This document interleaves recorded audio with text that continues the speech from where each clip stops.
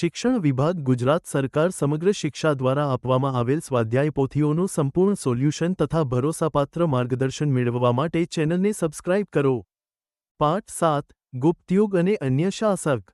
પ્રશ્ન 1 નાલંદા વિદ્યાપીઠ હાલમાં કયા રાજ્યમાં આવેલી છે?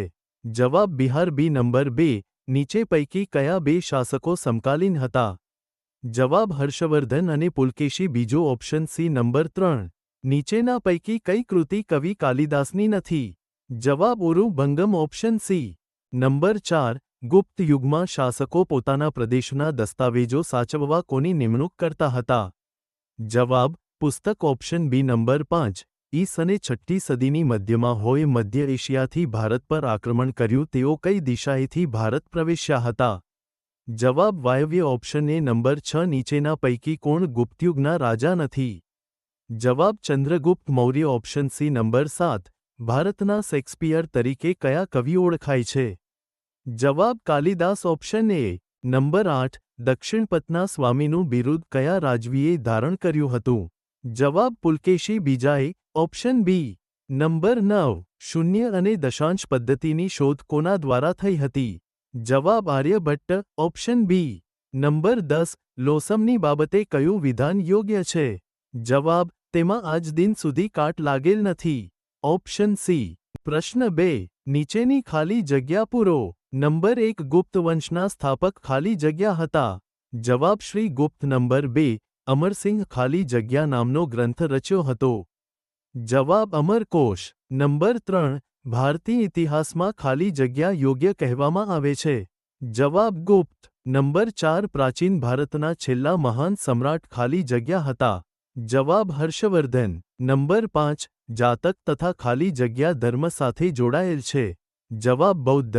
નંબર 6 સમ્રાટ ચંદ્રગુપ્ત બીજાના સમયમાં ચીની યાત્રાળુ ખાલી જગ્યા ભારતની યાત્રાએ આવ્યો હતો? જવાબ ફાહિયાન।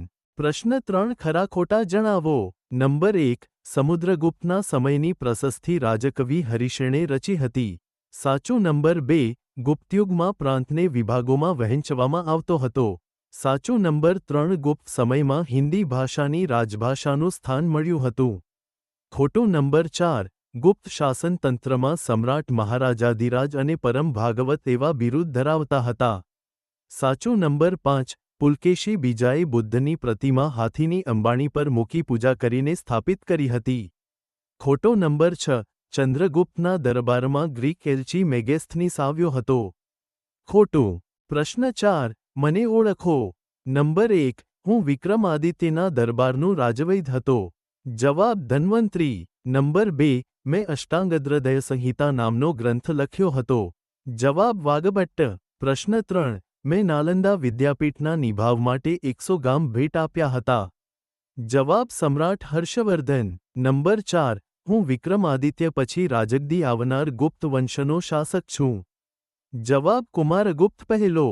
નંબર 5 હું લીછવી જાતિની રાજકન્યા હતી? જવાબ કુમાર દેવી। નંબર 6 મેં હર્ષચરિત નામનો ગ્રંથ લખ્યો હતો? જવાબ બાણભટ્ટ। પ્રશ્ન 5 જોડકા જોડો। વિભાગ અ નંબર 1 ચંદ્રગુપ્ત પહેલો? જવાબ સી મહારાજાધિરાજનું બિરુદ। નંબર 2 સમુદ્રગુપ્ત? જવાબ ઈ કવિરાજનું બિરુદ। નંબર 3 ચંદ્રગુપ્ત બીજો? જવાબ એ શકારીનું બિરુદ। નંબર 4 આર્યભટ્ટ? જવાબ બી પ્રખર ગણિતશાસ્ત્રી। નંબર 5 ઈરાનના શહેનશાહ? જવાબ એફ ખુશરો। પ્રશ્ન 6 નીચેના દરેક વિધાનના ખોટા શબ્દ પર ચેકો મારી વિધાન ખરું બનાવો। નંબર 1 ગુપ્ત યુગમાં બૌદ્ધ ધર્મના મહાન લઘુ ગુરુ એમ બે પંથ વિકસ્યા હતા? આમાં ખોટો શબ્દ લઘુયાન ગુરુયાન। નંબર 2 ગુપ્ત યુગમાં વિદેશ મંત્રી મહાસંધિ વિગ્રહ મહાબલાધિકૃત નામથી ઓળખાતો ફોટો શબ્દ મહાબલાધિકૃત। નંબર 3 ચંદ્રગુપ્ત પહેલો સમુદ્રગુપ્ત અને કવિરાજનું બિરુદ પ્રાપ્ત થયું હતું? ખોટો શબ્દ ચંદ્રગુપ્ત પહેલો। નંબર 4 પ્રયાગરાજ તીર્થ હાલ ઉત્તર પ્રદેશ કે મધ્યપ્રદેશ રાજ્યમાં આવેલું છે? ખોટો જવાબ શબ્દ મધ્યપ્રદેશ। પ્રશ્ન 7 નીચે આપેલા પારિભાષિક શબ્દોની સમજૂતી આપો। 1 મહાસંધિ વિગ્રહ? જવાબ ગુપ્ત યુગમાં વહીવટી તંત્રમાં વિદેશ મંત્રીને મહાસંધિ વિગ્રહ કહેવામાં આવતા હતા? નંબર 2 સુવર્ણયુગ? જવાબ જે સમયગાળામાં દેશ રાજકીય આર્થિક સાંસ્કૃતિક અને વૈજ્ઞાનિક ક્ષેત્રે ખૂબ જ પ્રગતિ કરી હોય તેવા યુગને સુવર્ણયુગ કહેવામાં આવે છે? નંબર 3 ભુક્તિ જવાબ ગુપ્ત યુગમાં રાજ્યના પ્રાંતીય વિભાગની ભક્તિ કરવામાં આવતો તેના વડાને પ્રાદેશિક કહેવામાં આવતો. પ્રશ્ન 8 નીચે આપેલ પ્રશ્નોના ઉત્તર 1-2 વાક્યમાં આપો. નંબર 1 સમુદ્રગુપ્તના સમયની માહિતી શાના પરથી મળે છે? જવાબ સમુદ્રગુપ્તના સમયની માહિતી પ્રયાગરાજના સ્તંભલેખ અને તેના સિક્કાઓમાંથી મળે છે. નંબર 2 ગુપ્ત યુગના શાસનતંત્ર કયા 3 વિભાગોમાં વહેંચાયેલું હતું? જવાબ ગુપ્તયુગનું શાસનતંત્ર 1 કેન્દ્રીય 2 પ્રાંતીય અને 3 સ્થાનિક એમ 3 વિભાગમાં વહેંચાયેલું છે. નંબર 3 રાજકવિ હરિસિંહે રચેલી સસ્તીઓમાં શાનું વર્ણન છે? રાજકવિ હરીશ અને રચેલી સસ્તીઓમાં સમ્રાટ સમુદ્રગુપ્તના દિગ્વિજય અને સાંસ્કૃતિક સિદ્ધિઓ વર્ણવી છે. નંબર 4 સમુદ્રગુપ્ત સંગીત પ્રેમી હતો એમ સાથી કહી શકાય. સમુદ્રગુપ્ત એક સિક્કામાં વીણા વગાડતો દર્શાવવામાં આવ્યો છે. જે તેમનો સંગીત પ્રેમ દર્શાવે છે તેના પરથી કહી શકાય કે સમુદ્રગુપ્ત સંગીત પ્રેમી હતો. નંબર 5 ગુપ્ત સમયમાં ગુજરાતના સમુદ્ર કિનારે કયા બંદરો હતા? જવાબ ગુપ્ત સમયમાં ગુજરાતના સમુદ્રકુમારી ભૃગુ કચ્છ ભરૂચ અને સ્તંભ તીર્થ ખંભાત આ 2 બંદરો હતા. નંબર 6 ગુપ્ત શાસનમાં કયા કયા ધર્મનો વિકાસ થયો હતો? જવાબ ગુપ્ત શાસનમાં વૈષ્ણવ ધર્મ બૌદ્ધ ધર્મ શરીર ધર્મ વગેરે ધર્મનો વિકાસ થયો હતો. નંબર 7 ગુપ્તયુગનો ધાતુ વિદ્યામાં મેળવેલી સિદ્ધિનો શ્રેષ્ઠ નમૂનો કયો છે? જવાબ દિલ્હી પાસેનો મહેરૌલીનો લોહસ્તંભ ગુપ્ત યુગનો ધાતુ વિદ્યામાં મેળવી સિદ્ધિનો શ્રેષ્ઠ નમૂનો છે.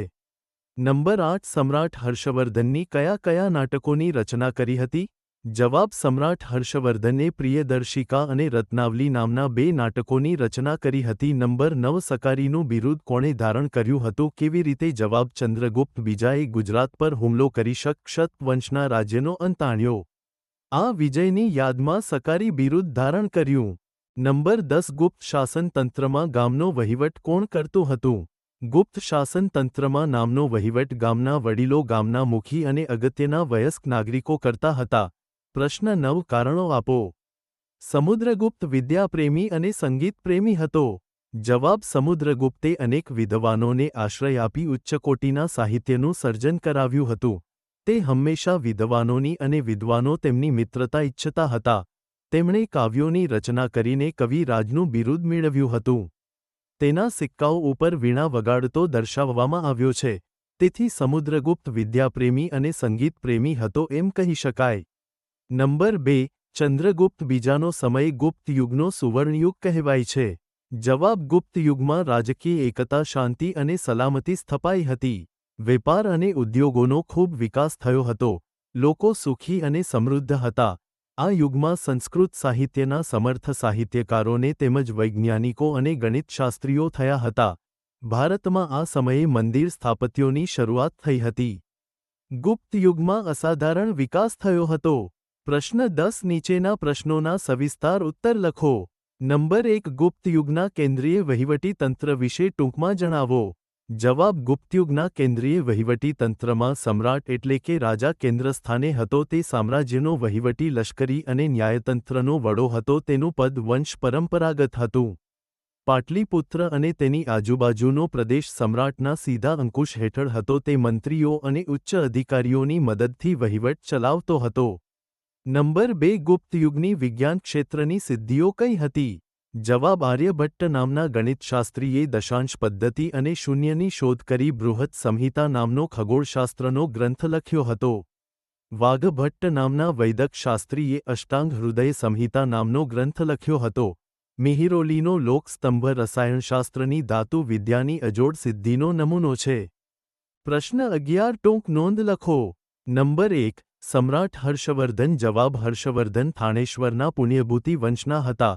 પિતાનું નામ પ્રભાકર વર્ધન, ભાઈનું નામ રાજ્યવર્ધન અને બહેન રાજ્યશ્રી હતા. હર્ષવર્ધન પ્રાચીન ભારતના છેલ્લા મહાન સમ્રાટ હતા. તેમણે મગધ ઓડિશા સારસ્વત ગૌડ મિથિલા સુધી પોતાનું રાજ્ય ફેલાવ્યું હતું. હર્ષવર્ધન અને પુલકેશી વચ્ચે થયેલા નર્મદાના યુદ્ધમાં સમ્રાટ હર્ષનો પરાજય થયો હતો. નંબર 2 ચંદ્રગુપ્ત બીજો વિક્રમાદિત્ય. જવાબ સમ્રાટ સમુદ્રગુપ્તના અવસાન પછી ચંદ્રગુપ્ત બીજો મગધની રાજગાદી પર બેઠો. તેણે વિજય મેળવી વિશાળ સામ્રાજ્યનો વિસ્તાર કર્યો. તેણે શક ક્ષત્રપ રાજ્ય પર વિજય મેળવી શિકારી બિરુદ ધારણ કરી. સમ્રાટ ચંદ્રગુપ્ત બીજો વિક્રમાદિત્ય પણ કહેવાયો. તેણે વિક્રમ સંવત શરૂ કર્યો હતો. ચંદ્રગુપ્ત બીજો વૈષ્ણવ ધર્મ હતો, છતાં તે અન્ય ધર્મો પ્રત્યે સહિષ્ણુ હતો. તેનો શાસનકાળ ગુપ્તયુગનો સુવર્ણ યુગ કહેવાયો.